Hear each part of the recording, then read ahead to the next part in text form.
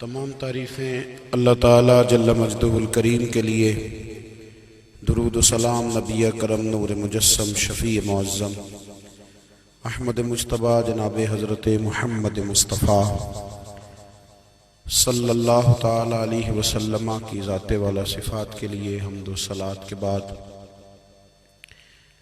عزیز دوستو، بزرگوں اور بھائیوں، انسان کھائے پیے سوئے جاگے تو اس کے جسم کی ضروریات پوری ہوتی ہیں، لیکن جب وہ اللہ کا ذکر کرتا ہے، نماز پڑھتا ہے، دعا مانگتا ہے، استغفار پڑھتا ہے، درود و سلام کے گجرے پیش کرتا ہے، تو پھر اس کی روحانی ضروریات پوری ہوتی ہیں۔ آج جس زمانے میں ہم وقت گزار رہے ہیں، لوگوں کی جسمانی ضروریات پوری کرنے کے لیے، غذائی ضروریات پوری کرنے کے لیے بہت سارے بندوبست کیے جا رہے ہیں، لیکن جتنا لوگ اپنی ظاہری ضروریات میں خود کفیل ہوتے جا رہے ہیں، اتنا ہی زیادہ وہ روحانی طور پر کمزور ہوتے جا رہے ہیں۔ گھنٹوں بیٹھ کر گپ شپ کرنے والے لوگوں کے لیے تھوڑی دیر بھی ذکر الہی کرنا مشکل ہو جاتا ہے۔ لمبی چوڑی باتیں کرنے والے، لمبے چوڑے دلائل دینے والے لوگ اور سمجھدار لوگ اور سیانے لوگ عبادت کے معاملے میں سستی کرتے ہیں، عمل کے مسئلے میں کمزور ہو جاتے ہیں۔ تسبیحات کرنا، وظائف پڑھنا، درود و سلام پڑھنا، کم بولنا، سچی بات کرنا، صبر سے رہنا، شکر کو اپنانا، قناعت اختیار کرنا، حسد، بغض، عداوت سے بچنا، یہ لوگوں کے لیے مشکل ہو جاتا ہے۔ پھر اس کا نقصان یہ ہے کہ معاشرہ ایک عجیب سی بے سکونی اور بے قراری کا شکار ہے۔ جیب میں بہت زیادہ پیسے رکھنے والا، خوش شکل نظر آنے والا، پیٹ بھر کے روٹی کھانے والا شخص بھی ڈھونڈتا پھرتا ہے کہ آخر میں پریشان ہوں کیوں۔ آپ انسانیت کی تاریخ پڑھیں گے تو آپ کو معلوم ہوگا کہ انسان نے کبھی پتھر کی پوجا کی، کبھی معاذ اللہ چاند سورج کی، درختوں کی، بتوں کی پوجا کی۔ معاذ اللہ یہ غلط ڈائریکشن پہ تو چڑھ گیا، لیکن ایسا نہیں ہے کہ کوئی بندہ دنیا میں آیا ہو اور کسی کی اس نے عبادت نہ کی ہو۔ اس لیے کہ اللہ تبارک و تعالیٰ نے جس طرح ہمارے جسم میں کھانے کی طلب رکھی ہے، پینے کی طلب رکھی ہے، سونے کی طلب رکھی ہے، اسی طرح اللہ تعالیٰ نے عبادت کے لیے طلب رکھی ہے جسم میں۔ یہ تو ہوا کہ انسان گمراہ ہو گیا، غلط رستوں پہ چل نکلا، اس نے جھوٹے معبودوں کی طرف معاذ اللہ توجہ کر لی، لیکن وہ کسی نہ کسی کے سامنے جھکتا رہا، کیونکہ اس کے وجود میں طلب تھی، شوق تھا اسے کہ وہ عبادت کرے۔ اللہ تبارک و تعالی جب مسلمان کو توفیق دے اور اللہ کی بارگاہ کی جانب وہ رجوع کرے، تو پھر اس کا رویہ یہ ہونا چاہیے کہ اس کی توجہ ہو اللہ کی جانب۔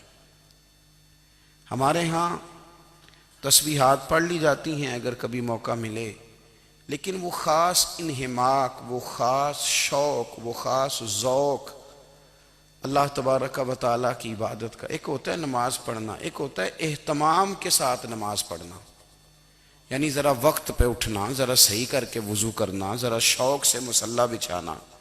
ایک ہوتا ہے تسبیح پڑھ لینا، اور ایک ہوتا ہے ذرا تھوڑا سا نا شوق کے ساتھ اللہ کو یاد کرنا۔ آپ کبھی جو میں نے آیہ کریمہ پڑھی، اس کی آپ شان نزول دیکھیں۔ نبی کریم صلی اللہ تعالیٰ علیہ وسلم کے نا کچھ صحابہ اللہ کی محبت کے شوق میں حضور کی بارگاہ میں حاضر ہوئے، اور انہوں نے آ کے عرض پتہ کیا کیا؟ عرض کرنے لگے، یا رسول اللہ صلی اللہ تعالی علیہ وسلم سالوں بیت گئے ہیں سجدے کرتے ہوئے، حضور سالوں بیت گئے ہیں تسبیح پڑھتے ہوئے، سالوں بیت گئے کہتے ہوئے کہ سبحان اللہ وہ پاک ہے، ہمیں سالوں بیت گئے یہ کہتے ہوئے کہ اللہ اکبر وہی سب سے بڑا ہے، سالوں بیت گئے کہتے ہوئے کہ الحمدللہ ساری تعریفیں اللہ کے لیے، سالوں بیت گئے اس کی تسبیح کرتے، تحلیل کرتے، تکبیر کہتے۔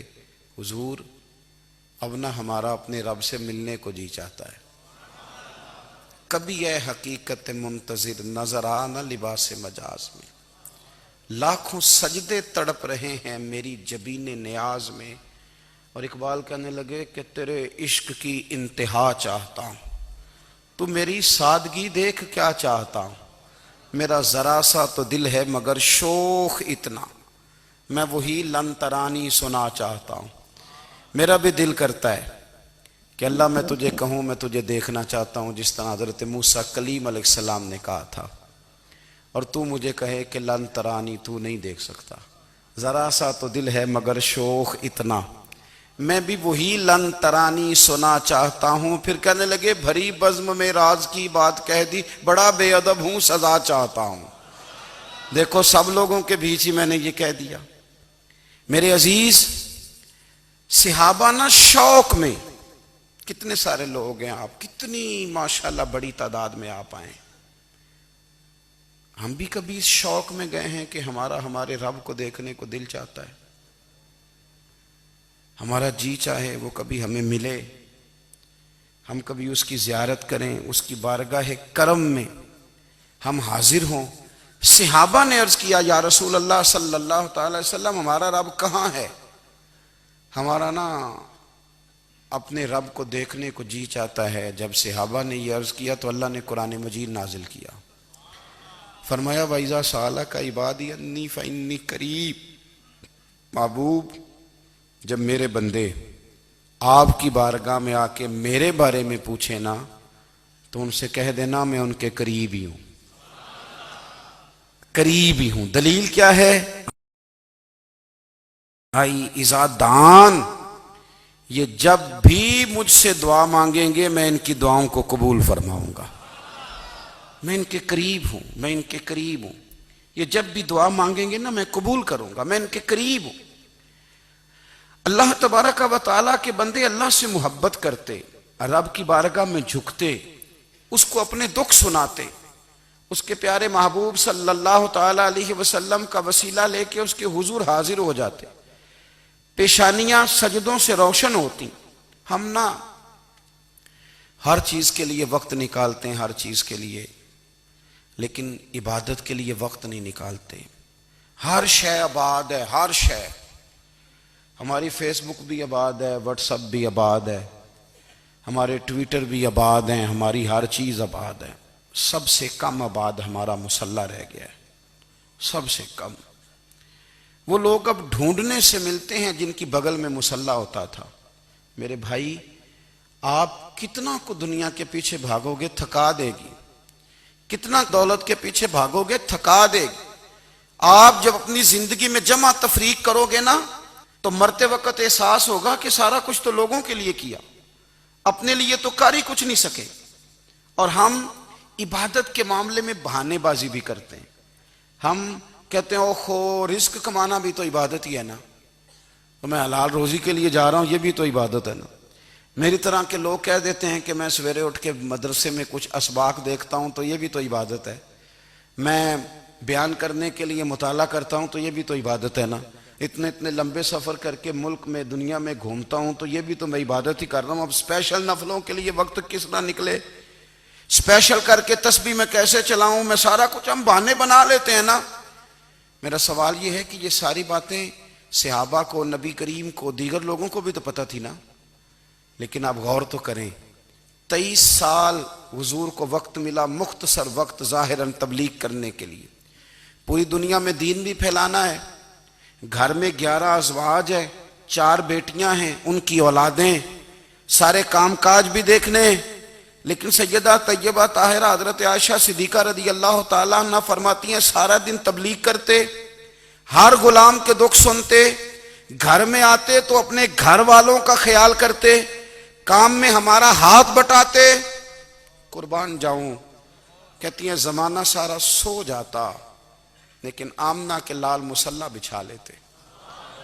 دنیا سو گئی ساری، سب سو گئے، جو خدام تھے، وہ جو غلام تھے، وہ سو گئے. صحیح مسلم میں لفظ ملیں گے، سیدہ پاک فرماتی ہیں او میرے نبی کے غلاموں، میں نے یہ رنگ بھی دیکھا ہے کہ حضور نے اتنا کھڑے رہے، اتنا قیام کیا، اتنا قیام کیا کہ مقدس پیروں میں ورم آ گئے، سوج گئے پیر. اتنے بڑے دل پہ ہاتھ رکھ کے نہیں بتا سکتا کہ میرے کبھی نماز میں پیر سوج گئے ہوں، کوئی نہیں بتا سکتا. بچوں کی روٹی کماتے تھک گئے بات الگ ہے، ہم سیر کرنے گئے تو تھک گئے بات الگ ہے، لیکن عبادت میں یہ بھی تو مسلم شریف ہے نا، یہ بھی تو دین ہے نا، یہ بھی تو حضور کی سنت ہے، یہ بھی تو وہ چیز ہے جو کریم کی آنکھوں کی ٹھنڈک ہے. سیدہ فرماتی ہیں پیروں میں ورم آ گئے اور ساری رات ہی حضور نے نماز پڑھی اور ایک ہی آیت بار بار دہرائی. مسجد نبوی میں بلال حبشی نے فجر کی اذان دے دی اور حضور ابھی مصلی پہ تھے. کریم فارغ ہوئے، میں نے عرض کی یا رسول اللہ صلی اللہ علیہ وسلم، آپ کے تو صدقے اللہ اگلے پچھلوں کے گناہ معاف کرے گا، تو آپ اتنی آہوزاری کیوں فرماتے ہیں؟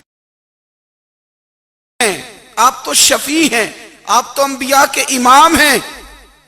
تو حضور نے فرمایا عائشہ تم نے گنوایا ہے نا میرے اللہ کی مجھ پر کتنی رحمت ہے. افلا اکون عبدا شکورا، فرمایا اگر اس نے اتنی نعمتیں دی ہیں تو کیا میں اس کا شکر گزار بندہ نہ بنوں؟ میں شکر گزار بندہ نہ بنوں اس کا؟ پھر اگر اتنی نعمتیں اس نے دی ہیں، مجھے اتنا نوازا ہے، تو پھر میں اس کے سامنے سجدے نہ کروں؟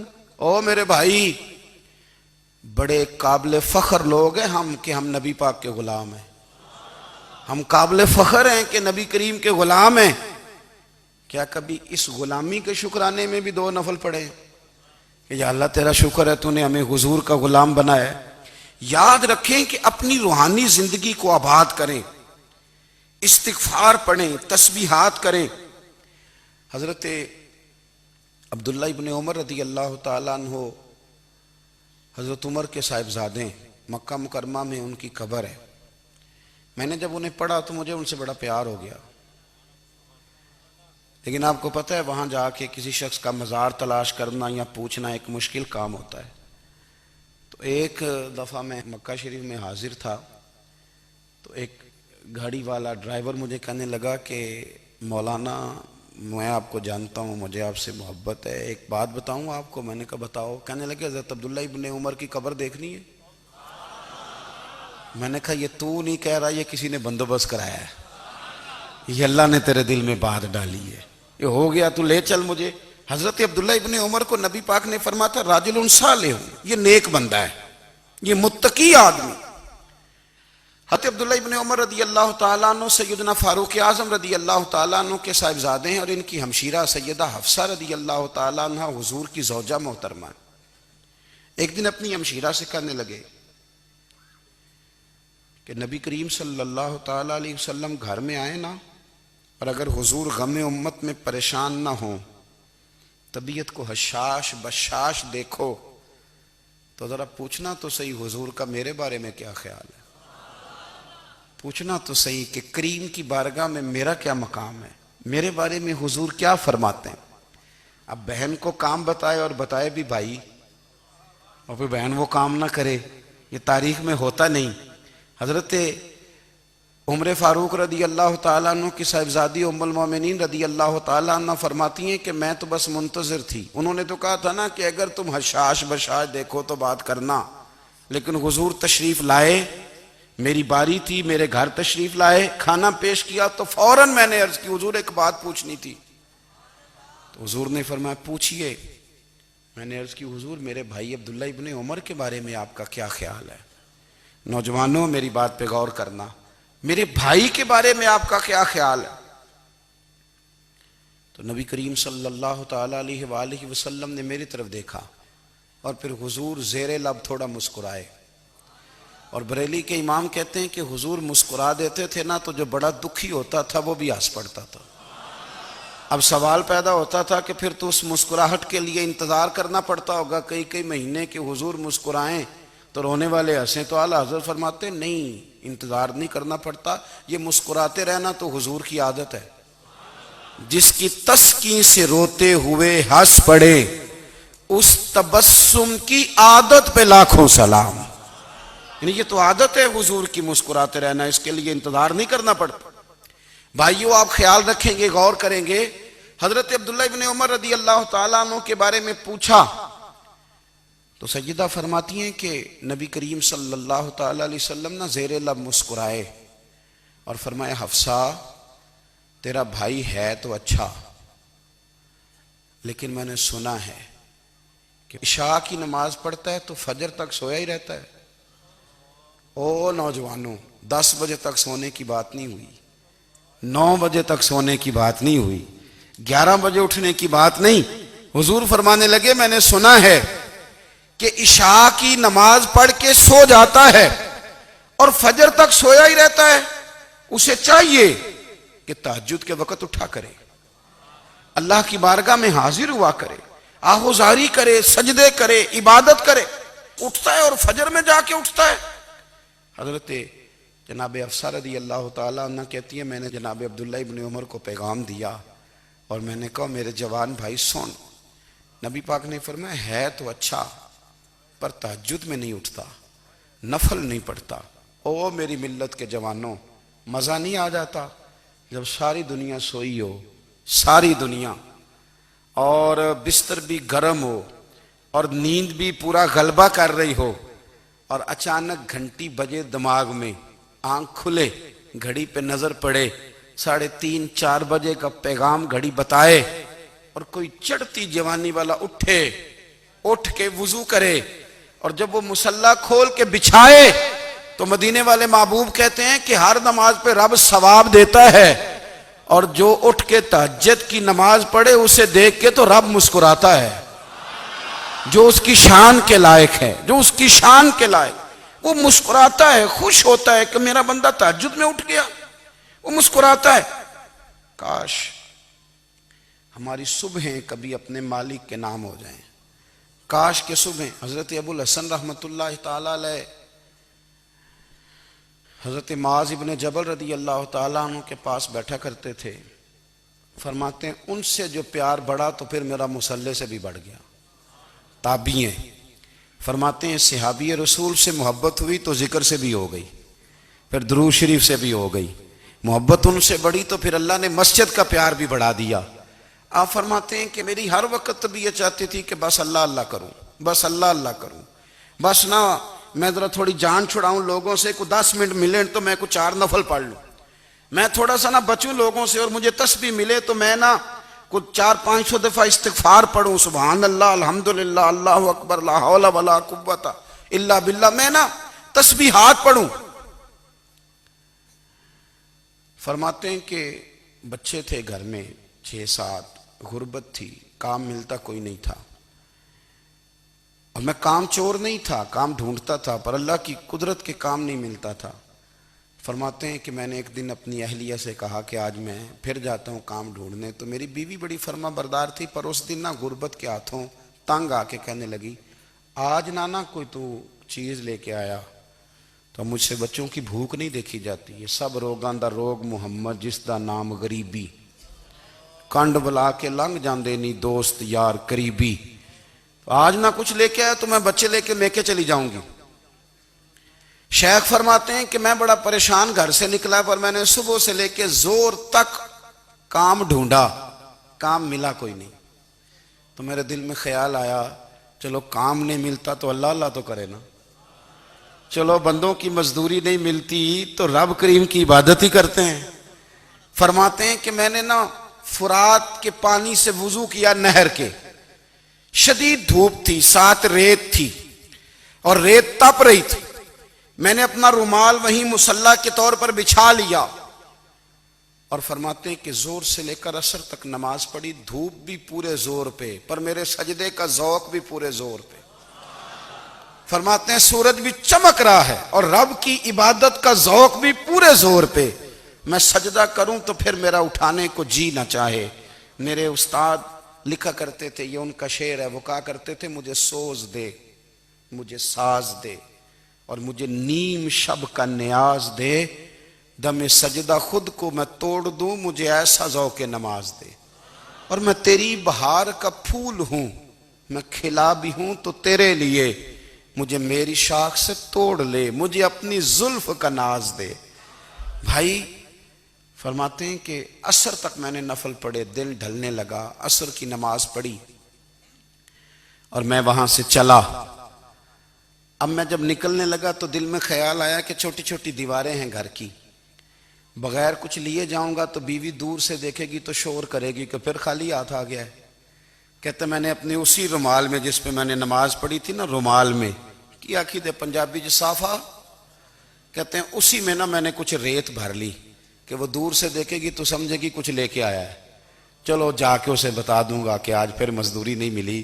کہتے ہیں وہ ریت لے کر جب میں گھر میں گیا تو پہلے بیوی دروازے پہ کھڑی ہوتی تھی، پوچھتی تھی خالی ہاتھ آ گئے ہو؟ آج میں نے دیکھا تو ہے ہی کوئی نہیں۔ فرماتے ہیں میں اندر داخل ہوا، سلام لیے، کونے میں نے وہ رومال رکھ دیا اور میں نے آواز دی کہ بھلی مانس کہاں ہو؟ تو وہ کہنے لگی آپ منہ ہاتھ دھو لیں، میں روٹی لے کے آئی۔ میں نے کہا روٹی کہاں سے آ گئی؟ یہاں تو کئی دنوں کے فاقے، تو کئی دنوں کی غربت ہے، یہاں تو اس گھر میں تو فقیری ہے۔ فرماتے ہیں کہ وہ روٹی لے کے آئی اور اس وقت کی جو موجودہ نعمتیں تھیں، سمجھ لیں سلاد، اچار، ہر چیز ساتھ لائی۔ میں نے کہا کہ بچے کہاں گئے؟ کہنے لگی وہ کھانا کھا کے کھیلنے گئے، آپ کھانا کھا لیں آ جاتے۔ کھانا اس نے چن دیا۔ میں نے حیرت انگیز لہجے میں ساری نعمتیں اپنے دسترخوان پہ دیکھ کر کے بیوی سے پوچھا یہ کہاں سے آیا کھانا؟ بچوں کو تو نے کہاں سے کھانا کھلایا؟ یہ سارا کچھ کیسا ہے؟ تو کہنے لگی پتہ نہیں آج آپ کس کریم کی مزدوری کرنے چلے گئے تھے، پتہ نہیں کس کریم کی، میرے گھر میں تو اتنی نعمتیں آئی ہیں کہ مجھ سے سنبھالی نہیں جا رہی، اتنا اناج ہے، اتنا گندم ہے، کس کریم کے دروازے آج چلے گئے تھے؟ یہ کہتے کہتے وہ اٹھی اور اٹھ کر کے کہنے لگی پہلے بڑا کچھ آیا تھا، اب کیا لے آئے ہو؟ اور جا کر کے نا اس نے وہ ریت والا رومال کھولا، کہنے لگے میں تو لے کے آیا تھا ریت، تو میرے رب نے اسے بھی سونے اور ہیرے بنا دیا تھا۔ جب آپ کی توجہ اللہ کی جانب، میرے نبی پاک صلی اللہ تعالی علیہ وسلم نے فرمایا ہر چیز اپنے رب سے مانگ، ہر چیز مانگ، ہر چیز مانگ۔ یا رسول اللہ کیا کچھ؟ میرے محبوب نے فرمایا تیرے گھر میں نمک بھی ختم ہو جائے تو وہ بھی اپنے رب سے مانگا کر، تو مانگنا وہ تجھے دے گا، تو اس کی بارگاہ میں کشکول طلب دراز تو کرنا۔ اور ترمذی شریف میں عجیب لفظ ہیں، رسول کائنات نے فرمایا، رب کریم فرماتا ہے جب میرا بندہ ہاتھ اٹھاتا ہے نا تو مجھے حیا آتی ہے کہ میں خالی کیسے لوٹا دوں اس کے، اتنے بڑے بادشاہ کی بارگاہ میں۔ او بھائی لوگوں سے عزتیں تلاش کرتے ہو تو وہ کیا تمہیں عزت دیں گے؟ وہ تو کل اچھا کہتے ہیں پرسوں برا کہنے لگ جاتے ہیں۔ لوگوں کے سامنے گڈ بک میں آنا چاہو گے تو وہ تو سویرے تمہارے بارے میں کچھ کہیں گے، شام کچھ اور کہیں گے۔ اپنی روحانی زندگی آباد کریں، اپنے مصلح کو وقت دیں، اور دنیا سے چھپ کر اس موبائل کو بند کر کے اور اپنے آپ سے بھی چھپ کے اور تنہا ہو کے چھپا کے سارا کچھ اپنے آنسو اپنے رب کی بارگاہ میں پیش کریں، اس کے حضور حاضری دیں۔ سنو نا ترمذی کی حدیث، اور اسے یاد رکھنا، نبی پاک علیہ السلام نے فرمایا اپنے دکھ لوگوں کے سامنے نہ بیان کرنا، سیٹھوں نوابوں کو نہ بتاتے پھرنا، دنیا داروں کے سامنے جا کے نہ رونا کہ میں تکلیف میں ہوں۔ فرمایا اگر دنیا داروں کو دکھ بتاؤ گے رب تمہیں کبھی غنی نہیں کرے گا، اور لوگ ہیں کہ الٹا مذاق اڑائیں گے۔ آپ کی جس سے بڑی پکی یاری ہے نا، پکی، وہ تب تک پکی ہے جب تک آپ نے 50,000 مانگا نہیں، اور جس وقت آپ نے کہہ دیا کہ میں مجبور ہوں میری مدد کر تو پھر ختم ہو گئی دوستی۔ لوگوں کے تعلقات آپ کے ساتھ تب تک ہیں جب تک آپ ان سے کوئی ضرورت وابستہ نہیں کرتے۔ کریم محبوب فرمانے لگے بندوں کے سامنے دکھ نہ بیان کرنا، اللہ تجھے کبھی غنی نہیں کرے گا، تو اپنے دکھ اپنے رب کو بتا، تو دعائیں مانگ، تو اس کی بارگاہ میں حاضر ہو، تو اس کے حضور عرض کر۔ فرمایا اپنے دکھ اپنے رب کو بتا، وہ جلدی کرے یا دیر سے کرے تجھے ساری دنیا سے بے نیاز کر دے گا، تجھے کسی کا محتاج نہیں رہنے دے گا۔ اپنے مسلح کو، اپنی دعاؤں کو. ایک بزرگ فرماتے ہیں میں نے دعا مانگنے کا طریقہ اپنی بیوی سے سیکھا. دعا مانگنے کا طریقہ اپنی، سیکھنے والے تو اپنے بچوں سے بھی سیکھ لیتے ہیں، سیکھنے والے تو ہر ایک سے سیکھتے ہیں. وہ کہتے ہیں میں نے دعا مانگنے کا سلیقہ اپنی بیوی سے سیکھا ہے. حضرت وہ کس طرح؟ فرمانے لگے میری بیوی نے نا مجھے کوئی کام بتایا، کچھ پیسوں کی ضرورت کے لیے کہا، تو میں نے اسے کہا کہ بھئی ابھی میرے پاس نہیں ہے، کچھ دنوں میں آتے ہیں تو میں دے دوں گا. عورتوں کی عادت ہوتی ہے وہ بار بار یاد کراتی ہیں. 2-4 دنوں کے بعد پھر اس نے کہا حضرت وہ میں نے کہا تھا کچھ پیسے، میں نے اسے کہا کہ ابھی میرے پاس نہیں ہے، کچھ دنوں میں ملتے ہیں تو میں تمہیں دے دوں گا. اس نے کچھ دنوں کے بعد پھر کہا حضور وہ میں نے کچھ پیسے کہے تھے. فرماتے میں نے ڈانٹ دیا، میں نے کہا کہ کیا تو روز مجھے شرمندہ کرتی ہے، کہا نا میرے پاس نہیں ہے، ہوں گے تو دے دوں گا، تو روز یاد کراتی ہے. فرماتے ہیں اس نے پہلے تو میری ڈانٹ کو سہا، پھر میرے سخت جملوں نے اس کی آنکھوں میں آنسو پیدا کر دیے، پھر اس نے اپنے آنچل میں اپنے اس دکھ کو سمیٹا، اور پھر اس نے ایک جملہ کہا تو میں رو پڑا، اور مجھے اپنے رب سے مانگنے کا طریقہ آ گیا. مجھے کہنے لگی حضرت جی آپ نے ڈانٹ دیا میں نے سہ لیا، پر آپ ہی میرے شوہر ہیں، بتائیں نا آپ سے نہ کہوں تو میں کس سے جا کے کہوں. فرماتے ہیں میں رو پڑا، اور میں کھل کے رویا، اور میں تڑپ کے رویا، اور پھر میری سسکیاں بند گئیں. تو مجھے کہنے لگی آپ کو کیا ہوا؟ میں نے کہا مجھے بھی دعا مانگنی آ گئی ہے. جب میں اسے کہوں گا نا اللہ تو ہی میرا رب ہے، میں تجھ سے نہ کہوں تو میں کس سے جا کے کہوں؟ میں کیوں کسی بندے سے سوال کروں؟ میں کیوں کسی دنیا دار سے کہوں؟ میں تیرے بندوں کا، نیک بندوں کا وسیلہ لے کے، تیرے محبوب کی غلامی لے کے تیری بارگاہ میں آیا، تجھ سے نہ مانگوں تو کس سے مانگوں؟ سمجھ آ گئی ہے. جب میں اس رنگ میں مانگوں گا تو پھر رب میرے اوپر بڑا ہی فضل فرمائے گا، وہ میرے اوپر بڑی رحمت کرے گا، وہ میرے لیے آسانیاں کرے. عزیز دوستو ہم اس طرح کرنے لگ گئے ہیں کہ ہم نے نا اپنے تعلقات پر اعتماد کرنا شروع کر دیا ہے. میرے تعلقات بہت ہیں. ہم نے اپنی دولت پر اعتماد کرنا شروع کر دیا ہے، میرے پاس دولت بہت ہے. ہم نے اپنے علم پر، اپنی شہرت پر اعتماد کرنا شروع کر دیا ہے کہ میرے پاس فلاں چیز بہت ہے. یاد رکھنا جب بے نیاز اپنی صفت بے نیازی دکھاتا ہے تو بڑی بڑی دولتوں والے مجبور نظر آتے ہیں. بھائیو جب انسان کا رشتہ اپنے مالک کے ساتھ ہوتا ہے پھر تو غم بھی کچھ نہیں کہتے، پریشانیاں بھی کچھ نہیں کہتی، پھر تو زندگی صبر والی، پھر تو زندگی توکل والی، پھر تو زندگی بھروسے والی. پھر انسان اپنے آپ کو رسوا نہیں کرتا، دنیا داروں سے امیدیں اس کی ختم ہو جاتی، امیدیں اللہ رسول سے لگا لیتا ہے، مضبوط ہو جاتا ہے، مضبوط، طاقتور ہو جاتا ہے، خوددار ہو جاتا ہے، باوقار باعزت ہو جاتا ہے.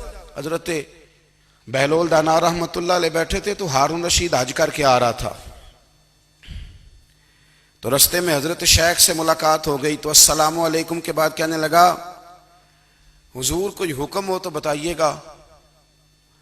تو حضرت بہلول دانا فرمانے لگے تیرا رب کون ہے؟ اس نے کہا اللہ. تو فرمایا میرا کون ہے؟ کہا اللہ. فرمانے لگے تو بڑا ہی بیوقوف ہے، کیا تو یہ سمجھتا ہے کہ رب ہارون رشید کو تو دے گا اور بہلول دانا کو بھول جائے گا؟ تیرا بھی وہی رب ہے، میرا بھی وہی رب ہے. اس نے اگر تجھے دے کے آزمایا ہے تو ہو سکتا ہے مجھے نہ دے کے آزما رہا ہو. جب اس کی حکمت کے تقاضے ہوں گے تو عطا کرے گا اور دے گا. تو جا اپنا کام کر. بھائی اپنی روحانی زندگی، اپنی عبادات، اپنے وظائف، اپنے روزمرہ کے معاملات، اپنی دعائیں، اپنا استغفار. دیکھو کوئی مشکل کام تو نہیں، 2 رکوع ہیں سورہ واقعہ کے اگر رات کو پڑھ لی جائے تو. میں کس طرح یہ بات بیان کروں کہ تعویذ بانٹنا آسان ہے اور وظیفہ بتانا مشکل ہے. سارا دن تعویذ بانٹیں تو لوگ لینے کو تیار ہیں، اور اگر آپ وظیفہ بتائیں تو کہتے ہیں تو مشکل کام ہے. او خدا کے بندے، اگر آپ کا تعلق قرآن پاک کے ساتھ مضبوط ہو، قرآن پاک کے ساتھ اگر آپ کا رشتہ ہو، لوگ سفارشیں ڈھونڈتے ہیں نا دنیا میں، کوئی تعلق مل جائے تو میرا کام ہو جائے. دنیا میں اتنا مشکل معاملہ ہے، آخرت میں مجھے بتائیے گا کتنا مشکل معاملہ ہوگا. میرے نبی پاک صلی اللہ تعالی علیہ وسلم نے فرمایا جو لوگ سورہ ملک پڑھا کرتے تھے نا، سورہ ملک، یہ سورت ملک قیامت میں ان کی سفارش کرے گی. اور اس طرح کرے گی کہ کہے گی اے اللہ یہاں اس بندے کو جنت میں داخل کر دے یا مجھے قرآن پاک سے علیحدہ کر دے، تو رب فرمائے گا جا اس کا دامن تھام کے اسے جنت تک پہنچایا۔ آپ بات کو سمجھیں، جب آپ کے تعلقات اپنے معاملات کے ساتھ مضبوط ہوں گے، یہ نبی کریم نے وعدہ کیا ہے کہ تو سورت واقعہ پڑھ تیرے گھر میں فاقہ نہیں آئے گا۔ حضرت عبداللہ ابن مسعود رضی اللہ تعالیٰ عنہ بیمار تھے تو حضرت عثمان غنی رضی اللہ تعالیٰ عنہ تیمارداری کے لیے تشریف لے گئے اور جا کر کے کہا کہ آپ بڑے بیمار ہیں، آپ کی بیٹیاں زیادہ ہیں، میں چاہتا ہوں کہ خزانے میں سے کچھ مدد کروں۔ تو سیدنا عبداللہ ابن مسعود رضی اللہ تعالیٰ عنہ اٹھ کے بیٹھ گئے اور کہنے لگے امیر المومنین، اللہ آپ کو میری طرف سے میری بیٹیوں کی طرف سے بہتر صلہ دے، میری بیٹیوں کو کسی خزانے کی ضرورت نہیں، میں نے انہیں خزانہ دے دیا ہے۔ کہا جناب آپ نے کون سا خزانہ دیا ہے، میں آپ کے مالی معاملات کو جانتا ہوں۔ تو فرمانے لگے امیر المومنین، میرے نبی کریم نے فرمایا ہے جو سورت واقعہ پڑھے اسے کبھی فاقہ نہیں آتا، میں نے بیٹیوں کو یاد کرا دی ہے، یہ خزانہ میں نے انہیں دے دیا ہے۔ وہ سارے والدین سنیں جو بیٹیوں کے لیے پریشان رہتے ہیں۔ حضرت عبداللہ ابن مسعود نصیحت کر رہے ہیں، فرمانے لگے میں نے سورت واقعہ یاد بھی کرا دی ہے، پڑھنے کی عادت بھی ڈال دی ہے۔ حضور نے فرمایا ہے جو سورت واقعہ پڑھے اسے فاقہ نہیں آتا۔ کہنے لگے چاند تو اپنی جگہ چھوڑ سکتا ہے، سورج گر سکتا ہے، تارے ٹوٹ سکتے ہیں، پر مدینے والے رسول کی بات غلط نہیں ہو سکتی۔ حضور نے فرمایا فاقہ نہیں آئے گا تو انشاءاللہ کبھی بھی نہیں آئے گا۔ کرنے کا کام یہ ہے کہ ہم اپنے معاملات، اپنی عبادات، اپنی دعائیں کبھی 10 منٹ عادت ہو جائے نا دعا مانگنے کی علیحدہ سے رات کو۔ حضور نے فرمایا جو فرض نماز کے بعد دعا مانگے اللہ اس کی قبول کر لیتا ہے۔ نبی پاک صلی اللہ تعالیٰ علیہ وسلم نے فرمایا اللہ مسافر کی دعا قبول فرماتا ہے۔ حضور نے فرمایا اللہ مظلوم کی دعا قبول فرماتا ہے۔ حضور نے فرمایا بیمار سے دعا کراؤ اللہ اس کی دعا قبول فرماتا ہے۔ میرے نبی پاک نے فرمایا ماں باپ جب بھی اولاد کے لیے ہاتھ اٹھائیں، ویسے تے بلے شاہ تو آسمانی اڈ دیاں ہی پھڑ دیں، جڑا گھر بیٹھا انہوں بڑھیا ہی نہیں۔ حضور فرمانے لگے ماں باپ جب بھی اولاد کے لیے دعا فرمائیں اللہ ان کی دعا کو قبول کرتا ہے۔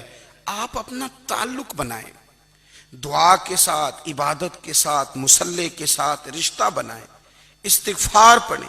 صلاح الدین ایوبی صلیبی جنگوں میں تھے، رات کو مسجد اقصیٰ میں نماز پڑھی تو پریشان تھے۔ ایک بزرگ سے ملاقات ہوئی تو وہ کہنے لگے کہ آپ بڑے پریشان ہیں۔ کہنے لگے حضور پریشان اس لیے ہوں کہ پہلے ہی مسلمان کمزور ہے، اب میں نے سنا ہے دشمن کا ایک بحری بیڑا وہ جنگی سامان سے بھرا ہوا آ رہا ہے، تو اب ان کے پاس اور تلواریں اور نیزے آ جائیں گے، مسلمانوں کے پاس پہلے ہی وسائل کی کمی ہے، پریشان ہوں کس طرح کر کے مقابلہ کریں گے۔ یہ بات کہتے ہی صلاح الدین ایوبی نے بزرگوں سے کہا حضور آپ بھی دعا کرنا، دعا کی بڑی طاقت ہے۔ میرے نبی پاک نے فرمایا دعا مومن کا ہتھیار ہے، دعا مومن کا۔ حضور نے فرمایا تقدیر کو سوائے دعا کے کوئی چیز نہیں بدل سکتی، دعا مومن کا ہتھیار ہے، یہ کافر کے پاس کوئی نہیں، یہ ہتھیار ہے مومن کا۔ اللہ کرے آپ کو سمجھ آئے، پھر سنیں کئی بار کہہ چکا ہوں یہ ہتھیار ہے۔ کافر کے مقابلے میں جو تیرے پاس سب سے بڑا ہتھیار ہے وہ دعا ہے۔ دعائیں کرانی چھوڑ دی، کرنی چھوڑ دی، لینی چھوڑ دی۔ حضرت سیدنا انس بن مالک رضی اللہ تعالیٰ عنہ فرمایا کرتے تھے میں نے وہ رنگ دیکھا ہے جب حضور دعا مانگتے تھے اور حضور کی مقدس آنکھوں میں آنسو بھی ساتھ ہی بہا کرتے تھے، میں نے وہ انداز دیکھا ہے۔ تو صلاح الدین ایوبی بزرگ سے کہنے لگے آپ بھی دعا کیجیے، اور خود رونے لگے اور سر سجدے میں رکھ کے رونے لگے، اور عشاء سے لے کر فجر تک روئے، خوب روئے۔ صبح وہ بزرگ آئے تو صلاح الدین ایوبی کا خوبصورت اور ہنستا ہوا چہرہ دیکھا، کہنے لگے آپ بڑے خوش ہیں، رات تو میں نے بڑے روتے ہوئے دیکھا تھا۔ تو کہنے لگے حضور وہ جو بحری بیڑا آ رہا تھا نا وہ پانی میں ڈوب گیا ہے، اب وہ نہیں آ رہا، ابھی خبر آئی ہے تو میں بڑا خوش ہوں۔ بزرگ کہنے لگے اٹھ سینے سے لگ، اور سن ایک بات، وہ بحری بیڑا پانی میں نہیں ڈوبا، وہ تیرے آنسوؤں میں ڈوب گیا ہے۔ وہ جو تو رات رویا ہے نا رب کریم کی بارگاہ میں تو وہ ڈوب گیا ہے۔ بھائی اپنا مصلی کا، عبادت کا، وظائف کا، اللہ اللہ کا سلسلہ اس کو مضبوط کریں، اپنی دعاؤں کے تعلق کو مضبوط کریں۔ دعائیں بڑے انقلاب برپا کر دیتی ہیں۔ ہم تھوڑے تھوڑے نا جب سے خشک ہوئے ہیں نا، خشک، اور میری تو جماعت ہی صوفیاء کی جماعت تھی، ہم تو داتا علی اجمیری کی جماعت سے، ہم تو خواجہ اجمیری کی جماعت سے، ہم تو شیخ احمد فاروق سرہندی کی جماعت سے، ہم تو صوفیاء کی جماعت۔ ہماری جماعت نے بھی وہ تعلق جو ہمارے بزرگوں نے بنایا تھا۔ بزرگ اللہ کے قریب کیسے جاتا ہے؟ تو ہمارے یہاں نا بہت سارے لوگ کہتے ہیں جی نظر ہو گئی تو کام ہو گیا۔ بھئی جو بخاری مسلم میں طریقہ ہے نا اللہ کا قرب پانے کا، وہ تو نفل ہے۔ نبی کریم علیہ السلام نے فرمایا بندہ نفلوں کے ذریعے رب کے قریب جاتا ہے، اور اتنا قریب جاتا ہے کہ پھر اللہ اس کی زبان بن جاتا ہے، اللہ اس کی آنکھیں بن جاتا ہے، کان بن جاتا ہے، ہاتھ اور پیر بن جاتا ہے۔ تو یہ تو عبادت ہے، یہ تو اللہ کی بارگاہ کی حاضری ہے جو آپ کو اللہ کے قریب کرے گی۔ تو اپنے نماز کو اہمیت دے کے ادا کریں، نمازیں موبائل بند کر کے ادا کریں۔ لیکن نا کچھ لوگ کہتے ہیں مجھے ٹائم نہیں ملتا نماز کا، تو میں کہتا ہوں یہ آپ نے بڑی جرت کی بات کی ہے۔ مجھے کو میرا پیر بھائی کہہ دینا میرے پاس ٹائم نہیں آپ کو ملنے کا، تو میں کہتا ہوں آج کے بعد آنا ہی نہ۔ تو کیا سمجھتا ہے، تو وہ بڑا آدمی ہے، تیرے پاس ٹائم نہیں اور ہمیں ملنے کا ٹائم، موج کر۔ تو آپ نے اللہ رسول کو کہہ دیا ٹائم نہیں۔ اور عجیب فلسفہ ہے نا، کہا جائے نماز پڑھنے آؤ تو کہتے ہیں کپڑے ٹھیک نہیں، اور کہا جائے کہ آؤ ذرا دعوت پہ چلیں تو کہتے ہیں 1 منٹ ٹھہر میں کپڑے بدل کے آیا۔ نماز کے لیے کہا تو کہتے ہیں ٹھیک نہیں، دعوت کے لیے کہا تو کہتے ہیں میں ذرا تیاری کر لوں، یوں جانا مناسب نہیں۔ یہ معاملہ ٹھیک نہیں۔ رب تو فرماتا ہے کہ جب تو مسجد میں آ تو زینت اختیار کر کے آ، خوب ذوق سے دعا مانگیں، خوب شوق سے نماز پڑھیں، خوب استغفار کا مزاج بنائیں۔ آپ لوگوں کے بیچ رہ کے سوکھ حاصل کرنا چاہتے ہیں، لیکن آپ کو پتہ ہے کئی مہینے غار حرا میں رہنا بھی مدینے والے محبوب کا طریقہ ہے۔ ہر سال اعتکاف بیٹھنا الگ سے، یہ بھی حضور کا طریقہ ہے۔ مسجد نبوی کے اندر دروازہ کھلتا تھا نبی کریم کا، پر گھر کے اندر نفل پڑے نبی پاک نے۔ اور حضور فرماتے ہیں کچھ نفل نماز گھر میں بھی پڑھا کرو، گھر کو قبرستان نہ بناؤ۔ ہمارا گھر اللہ کے ذکر سے آباد ہوگا اگر ہم نماز پڑھیں گے نا۔ میں جب سنت پڑھنے کے لیے گھر میں کھڑا ہوتا ہوں تو میرا جو 2.5-3 سال کا بیٹا ہے نا، وہ بھی میرے ساتھ نماز پڑھنی شروع کر دے۔ اسے پتہ کوئی نہیں نماز کیا ہوتی ہے، لیکن وہ بھی نا سجدہ نہ بھی کرنا ہے تو ساتھ لیٹ ضرور جاتا ہے۔ پتہ چلا بچے لیکچر دینے سے نماز نہیں پڑھتے، نماز شروع کر دیں تو بچے بھی شروع کر دیتے ہیں۔ ہم جب پریشان ہوتے ہیں تو لیکچر دیتے ہیں، تو لیکچر تو باہر شاید چل جائے، گھر میں کیسے چلے گا؟ گھر میں تو عمل چلے گا۔ تو میرے عزیز، آج کے اس روحانی اجتماع میں ہمارے دوستوں نے جو محنت کی، ہم نے بار بار اپنی نیت سے پوچھا خدا ہمیں معاف کرے اگر کوئی ذاتی شہرت ہے، کوئی ہمارے ذاتی مفادات ہیں، رب ہمیں ہدایت دے۔ ہماری یہ خواہش تھی کہ روحانی اجتماع ہمیں تھوڑا سا اللہ اور اس کے رسول کے جانب مائل کرے، کچھ ہمارا رشتہ مصلی کے ساتھ مضبوط کرے۔